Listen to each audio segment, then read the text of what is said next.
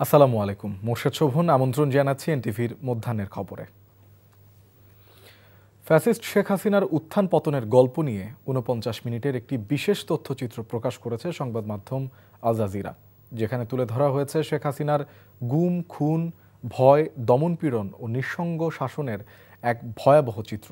ফুটে উঠেছে ভুক্তভোগীদের আর্তনাদ, তাদের কণ্ঠে উঠে আসে ক্ষমতাচ্যুত সরকারের আয়নাঘর সহ বিভিন্ন অপকর্মের তথ্যচিত্রে তুলে ধরা হয়েছে ৫ আগস্ট ছাত্র জনতার অভ্যুত্থানের বিভিন্ন দিকও। আওয়ামী লীগ রাজনীতির নিষিদ্ধের দাবিতে আজ ঢাকায় বিক্ষোভ সমাবেশ করবে জাতীয় নাগরিক পার্টি এনসিপি। দলটির ঢাকা মহানগরের উদ্যোগে বাদ জুমা জাতীয় মসজিদ বাইতুল মোকাররমের দক্ষিণ গেটে এই বিক্ষোভ সমাবেশ অনুষ্ঠিত হবে। সর্বস্তরের মানুষকে বিক্ষোভ সমাবেশে যোগ দিতে বৃহস্পতিবার রাতে সামাজিক যোগাযোগ মাধ্যম ফেসবুকে নিজের ভেরিফাইড পেজে একটি ভিডিও বার্তা দিয়েছেন দলটির আহ্বায়ক নাহিদ ইসলাম। ভিডিও বার্তায় তিনি বলেন, ছাত্র জনতার ঐতিহাসিক গণঅভ্যুত্থানের মাধ্যমে ২০২৪ সালের ৫ই আগস্ট বাংলাদেশের মাটি থেকে মুজিববাদ নামক ফ্যাসিবাদী মতাদর্শের রাজনৈতিক দল আওয়ামী লীগকে বাংলাদেশের ছাত্র জনতা উৎখাত করেছিল। কিন্তু দুঃখের বিষয়, আওয়ামী লীগের লোকেরা বাংলাদেশের মাটিতে এখনও মিছিল করার সাহস পায়। আমরা ৫ই আগস্টের পর থেকে ছাত্র জনতা বলে আসছি যে আওয়ামী লীগ কোনোভাবেই বাংলাদেশের মাটিতে রাজনীতি করার নৈতিক কোনো অধিকার রাখে না এবং তার আইনি বন্দোবস্তও করতে হবে। এবং আওয়ামী লীগকে আমরা দলগতভাবে বিচারের দাবি জানিয়েছিলাম, সেটিও আমাদের সামনে দৃশ্যমান হয়নি। ফলে আমরা আবারও রাজপথে নামতেছি, আবারও বলতে চাই যে আওয়ামী লীগকে দলগতভাবে বিচার কার্যক্রমে আওতায় আনতে হবে এবং আওয়ামী লীগের যত অঙ্গ সংগঠন আছে তাদেরকে নিষিদ্ধ করতে হবে। অলরেডি ছাত্রলীগকে নিষিদ্ধ করা হয়েছে, যুবলীগ সহ অন্যান্য অঙ্গ সংগঠনকে নিষিদ্ধ করতে হবে।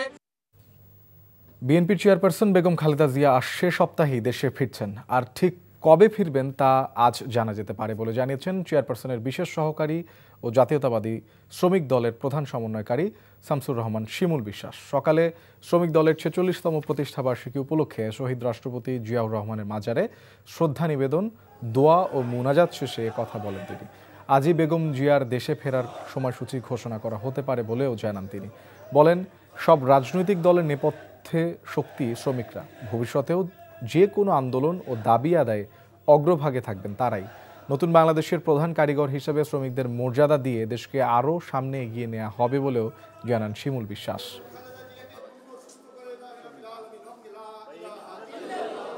আজকে শিডিউল পেয়ে যাবে, আসার কথা শিডিউলে উল্লেখ থাকবে। আশা করি আপনারা ম্যাডামকে বরণ করবেন, আমরা সবাই থাকব। আপনাদের আমাদের সবারই কাঙ্ক্ষিত বাংলাদেশের নেত্রী এখন, যাকে কেন্দ্র করে সবাই আস্থা পোষণ করছে।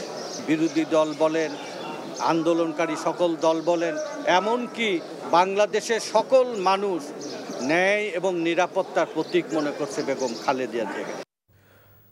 বৈষম্য বিরোধী ছাত্র জনতার আন্দোলনের সময় রাজধানীর সরকারি আলিয়া মাদ্রাসার শিক্ষার্থী সাইফুদ্দিন মোহাম্মদ এমদাদ হত্যা চেষ্টার অভিযোগে শেখ হাসিনাকে প্রধান আসামি করে শিল্পী, সাংবাদিক, শিক্ষক ও রাজনৈতিক ব্যক্তিসহ ২০১ জনের বিরুদ্ধে মামলা হয়েছে। ঢাকার মেট্রোপলিটন ম্যাজিস্ট্রেট মোহাম্মদ মনিরুল ইসলামের আদালত অভিযোগটি গ্রহণ করে শাহবাগ থানাকে এজাহার হিসাবে গ্রহণের নির্দেশ দেন। মামলার ১৪ অভিনয় শিল্পী হলেন অভিনেতা রিয়াজ, ফেরদৌস আহমেদ, চঞ্চল চৌধুরী, মামুনুর রশিদ, মেহের আফরোজ শাওন, অরুণা বিশ্বাস, জ্যোতিকা জ্যোতি, শামিমা তুষ্টি, শমী কায়সার, সাজু খাদেম, আসনা হাবিব ভাবনা, সোহানা সাবা, রোকেয়া প্রাচী ও অভিনেতা জায়েদ খান। আসামিদের মধ্যে কালবেলার সম্পাদক সন্তোষ শর্মা, এটিন নিউজের মুন্নি সাহা সহ ১৫ জন সাংবাদিকের নাম রয়েছে। শিক্ষকদের মধ্যে জাফর ইকবাল, জবির সাবেক ভিসি মিজানুর রহমান, মুনতাসির মামুন সহ ১৩ জনের নাম রয়েছে। এছাড়া গণজাগরণ মঞ্চের ইমরানিজ সরকার ও লাকি আক্তারকে এ মামলার আসামি করা হয়েছে। দর্শক, আমরা আবারও চলে যাচ্ছি আওয়ামী লীগ নিষিদ্ধের দাবিতে এনসিপির যে সমাবেশ ছিল সেই সমাবেশে, পূর্ব ঘোষিত সমাবেশের সেই স্থলে, সেখানে রয়েছেন সহকর্মী নূর হোসেন। নূর, সমাবেশ কখন হবে এবং আজকে সমাবেশে নেতাকর্মীদের ঢল এবং সার্বিক পরিস্থিতি সম্পর্কে আমাদের জানাবেন।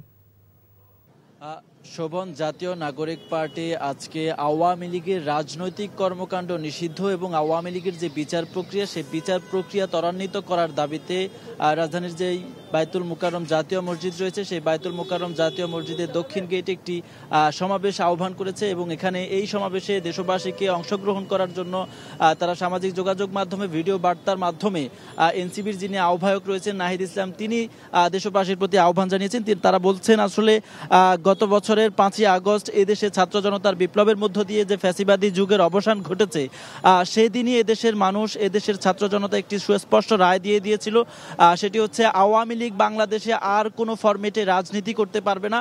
আওয়ামী লীগকে এদেশের মানুষ প্রত্যাখ্যান করেছে।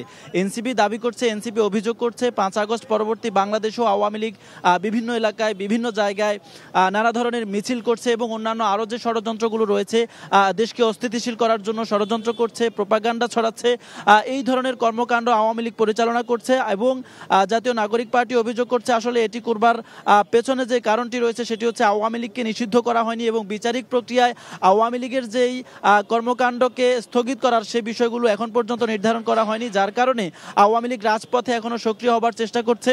আওয়ামী লীগ রাজপথে এখনো সক্রিয় হবার চেষ্টা করছে এবং দেশ বিরোধী নানা ধরনের কর্মকাণ্ড পরিচালনা করছে। এজন্য গতকালকে এই জাতীয় নাগরিক পার্টির আহ্বায়ক নাহিদ ইসলাম যে ভিডিও বার্তাটি দিয়েছেন, সেই ভিডিও বার্তা তিনি স্পষ্ট করেছেন অন্তর্বর্তীকালীন সরকার এখন পর্যন্ত আওয়ামী লীগকে নিষিদ্ধ করার জন্য কোনো ধরনের দৃশ্যমান পদক্ষেপ গ্রহণ করেনি এবং জুলাই আগস্টে যে গণহত্যাটি ঘটেছে এবং এর আগেও আওয়ামী লীগ জাতীয় নাগরিক পার্টির পক্ষ থেকে বলা হচ্ছে যে 2009 সালে ক্ষমতা গ্রহণের পর থেকে গত 15 বছরে আওয়ামী লীগ দেশে 4টি বড় ধরনের গণহত্যা সংগঠিত করেছে। এর বাইরে বিরোধী দলীয় যে নেতাকর্মীরা রয়েছে তাদেরকে গুম খুন করা থেকে নানা ধরনের নির্যাতন নিষ্পেষণ তো আওয়ামী লীগ চালিয়েছে। বড় ধরনের যে 4টি গণহত্যা চালিয়েছে সেই বড় ধরনের 4টি গণহত্যার দায়ে আওয়ামী লীগকে নিষিদ্ধ করতে হবে এবং তাদের বিচারিক কর্মকাণ্ড দৃশ্যমান করতে হবে, বিচার কার্যক্রম ত্বরান্বিত করতে হবে এবং দ্রুততম সময়ের মধ্যে তাদের বিচার সম্পন্ন করতে হবে এবং আগামী নির্বাচনের আগে সেটি যাতে দৃশ্যমান হয় সেই দাবি আজকে এখানকার যে সমাবেশের মঞ্চ আছে এখান থেকেও জাতীয় নাগরিক পার্টির নেতারা জানাবেন। আপনাকে ধন্যবাদ। দর্শক, আমরা জানছিলাম আওয়ামী লীগ নিষিদ্ধের দাবিতে এনসিপির সমাবেশের খবর। এবারে চলে যাচ্ছে অন্য প্রসঙ্গে। প্রতিষ্ঠার 5ম বছর উদযাপন করছে এবি পার্টি। এ উপলক্ষে সকালে বিভিন্ন রাজনৈতিক দলের নেতৃবৃন্দ ও বিশিষ্টজনদের নিয়ে জাতীয় প্রেস ক্লাবে কেক কাটেন দলটির নেতারা। কিছুক্ষণের মধ্যেই লন্ডন থেকে ভার্চুয়ালি যুক্ত হয়ে অনুষ্ঠানে বক্তব্য রাখবেন বিএনপির ভারপ্রাপ্ত চেয়ারম্যান তারেক রহমান। প্রতিষ্ঠা বার্ষিকীর আলোচনায় অংশ নিয়ে বিভিন্ন রাজনৈতিক দলের নেতারা বলেন, দ্রুত একটি সুষ্ঠু, অবাধ ও নিরপেক্ষ নির্বাচনের মাধ্যমে জনগণের সরকারকে দেশে পরিচালনার দায়িত্ব দিতে হবে। নির্বাচন নিয়ে ষড়যন্ত্র করা হলে দেশ বিপর্যয়ের মুখে পড়বেও বলে আশঙ্কা তাদের। স্বৈরাচার শেখ হাসিনার পতনে এবি পার্টির নেতাদের আন্দোলন সংগ্রামের ভূমিকার কথা উল্লেখ করে মানুষের আস্থা অর্জনে কাজ করার ঘোষণা দেন দলটির নেতারা। রাজধানী সহ দেশের বেশিরভাগ অঞ্চলে টানা 4 দিন বৃষ্টির পূর্বাভাস দিয়েছে আবহাওয়া অধিদপ্তর। শুক্রবার সন্ধ্যা 6টা থেকে পরবর্তী 24 ঘন্টা চট্টগ্রাম, ময়মনসিংহ ও সিলেট বিভাগের কিছু কিছু জায়গায় এবং রংপুর, রাজশাহী, ঢাকা, খুলনা ও বরিশাল বিভাগের 2-1 জায়গায় অস্থায়ীভাবে দমকা হাওয়াসহ বৃষ্টি অথবা বজ্রসহ বৃষ্টি হতে পারে। তাদের পূর্বাভাস অনুযায়ী শনি, রবি এবং সোমবারও সন্ধ্যার পর থেকে দেশের বিভিন্ন স্থানে অস্থায়ীভাবে দমকা হাওয়াসহ বৃষ্টি অথবা বজ্রসহ বৃষ্টি হতে পারে।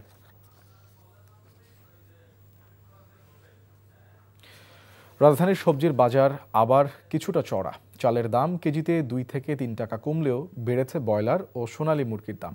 এসব জানাতে যাচ্ছি মোহাম্মদপুর টাউন হল মার্কেটে। সেখানে আছেন সহকর্মী সেলিম মালিক। সেলিম, আজ বাজারের বিভিন্ন পণ্যের দাম কেমন দেখছেন, কি বলছেন ক্রেতা ও বিক্রেতারা?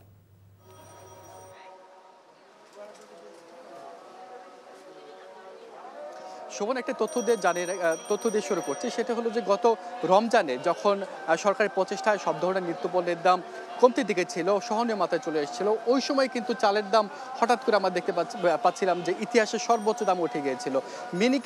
মিনিকেট কিছু রমজানে আগেও বিক্রি হতো 70-72 টাকায়, সেই মিনিকেটের দাম কিন্তু 20 টাকা বেশি বেড়ে 95 টাকায় দাম উঠে গিয়েছিল এবং মিনিকেট এবং অন্যান্য চালের দামও কিন্তু বেশ বাড়তি দাম ছিল। তবে আসার কথা হলো যে এই বৈশাখী দেখেন এই সময়ে বুড়ো মৌসুমে চাল কিন্তু বাজারে আসতে শুরু করেছে। দামটা এখন বেশ স্বস্তিদায়ক বলা যাবে না, কিন্তু কমতে শুরু করেছে। যেমন মিনিকেটের চাল কিন্তু এর মধ্যে 10 টাকা পর্যন্ত কমেছে। 78 থেকে 90 টাকা বিক্রি হতো কয়েকদিন আগে, এই সপ্তাহে বিক্রি হচ্ছে 98 থেকে 90 টাকা বিক্রি, 88 থেকে 90 টাকা বিক্রি হতো, এখন বিক্রি হচ্ছে 78 থেকে 80 টাকায়। এবং বিয়ার 28 চালও কিন্তু 5 টাকার মতো কমেছে। বিয়ার 28 চাল এই সপ্তাহে বিক্রি হচ্ছে 58 থেকে 60 টাকা, এবং অন্যান্য চালের দাম কমবে বলে আশা করা হচ্ছে। এদিকে যদি ব্রয়লার মুরগির দামের কথা বলি, হঠাৎ করে ব্রয়লার মুরগির দাম কিন্তু বেশ খানিকটা বেড়েছে।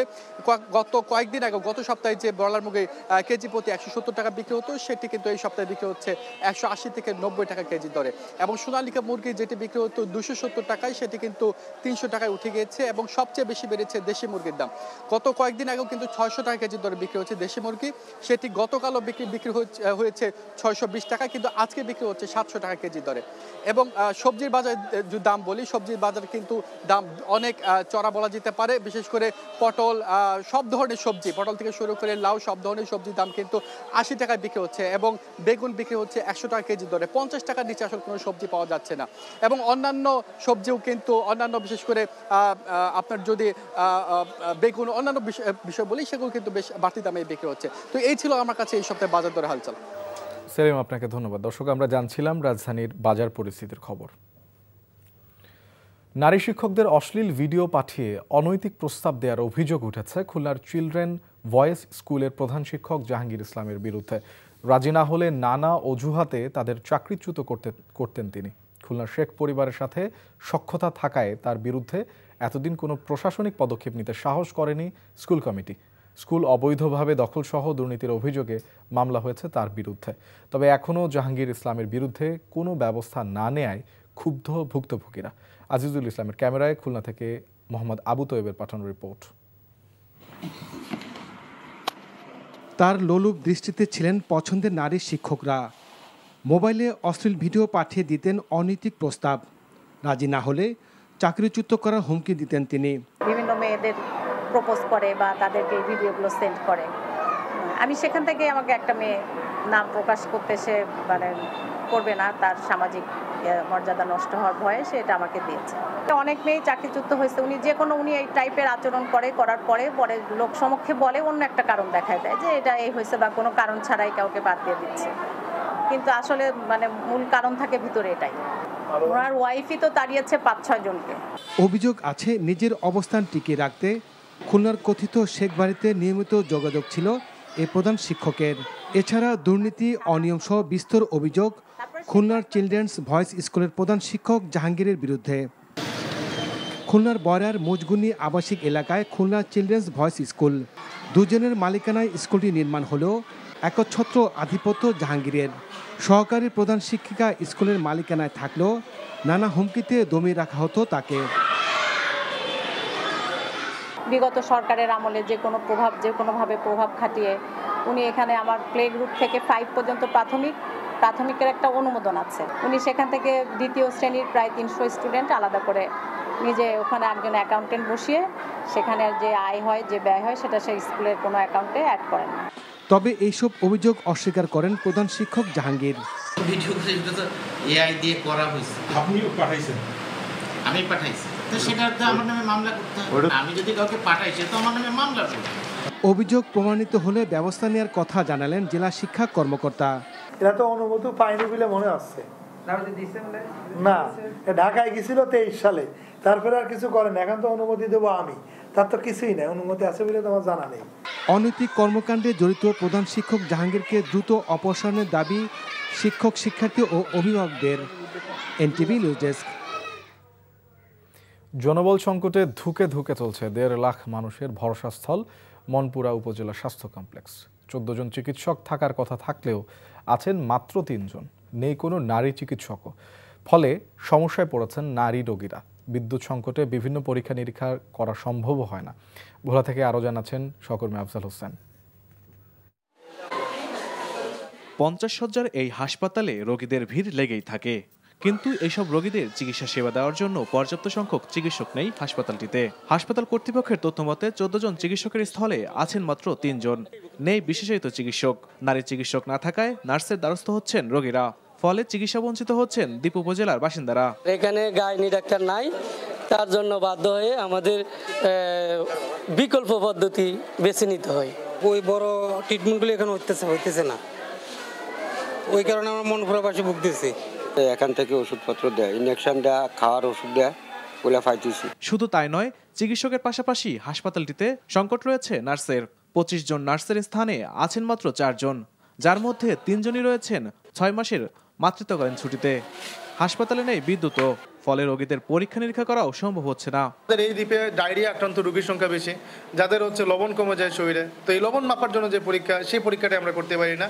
তবে সম্প্রতি হাসপাতালটি পরিদর্শনে এসে সংকট নিরসনে ব্যবস্থা গ্রহণের আশ্বাস দিয়েছেন স্বাস্থ্য ও পরিবার কল্যাণ মন্ত্রণালয়ের সচিব মোহাম্মদ সাইদুর রহমান। রোগীর টেস্ট করতে তো আর ভোলায় কিংবা বরিশালে যাওয়া সম্ভব না, মনপুরাতেই নিশ্চিত করতে হবে।